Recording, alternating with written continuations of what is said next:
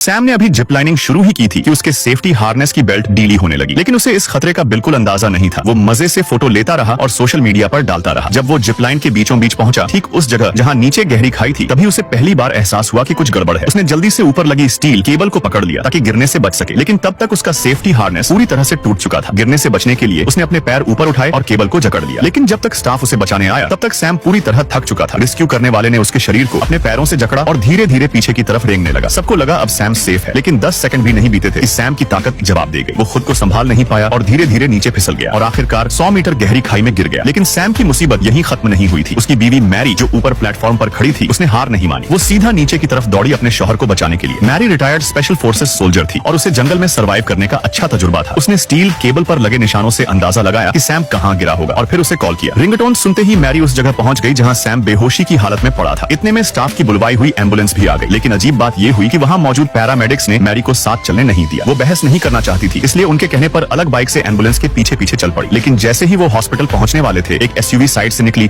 और मैरी की बाइक से टकरा गई। मैरी जमीन पर गिर गई और एम्बुलेंस उसकी नजरों से ओझल हो गई। उसे क्या पता था कि ये सब पहले से प्लान किया गया था। जब मैरी हॉस्पिटल पहुंची तो रिसेप्शन पर मौजूद नर्स ने कहा कि ऐसी कोई एम्बुलेंस आई ही नहीं। मैरी को लगा शायद हॉस्पिटल गलत है, इसलिए उसने आसपास के और हॉस्पिटल्स चेक किए, लेकिन हर जगह जवाब वही था, एम्बुलेंस जैसे गायब हो गई थी। अब मैरी सीधा पुलिस स्टेशन गई रिपोर्ट लिखवाने। इंस्पेक्टर को जब सारी बात पता चली तो उसने कहा पहले जिप लाइन वाली जगह जाकर कुछ क्लू ढूंढते हैं। लेकिन वहां पहुंचते ही जो स्टाफ कल तक उन्हें बड़ी गर्मजोशी से रिसीव कर रहा था, आज मुकर गया। बोला हमने किसी मैरी और सैम को देखा ही नहीं। मैरी का तो खून खौल गया। दिल किया उस आदमी को वहीं पर पटक दे, लेकिन पुलिस ने भी कुछ खास मदद नहीं की और केस को वहीं बंद करने की बात कह दी। अब जब कोई साथ नहीं था तो मैरी ने खुद ही अपने तरीके से अपने शौहर को ढूंढने की ठान ली। वो फिर से उसी जिप लाइन प्लेटफॉर्म पर गई, सेफ्टी क्लास पर बस जैसे तैसे लगाया और खुद को जिप लाइन से खींचकर उस जगह ले गई जहां सैम गिरा था। उसका शक सही निकला। वहां मौजूद एक आदमी से उसने पूछा, लेकिन जब वो टालमटोल करने लगा तो मैरी ने उसे धमकाया, अगर सच्चाई नहीं बताई तो यहीं से फेंक दूंगी।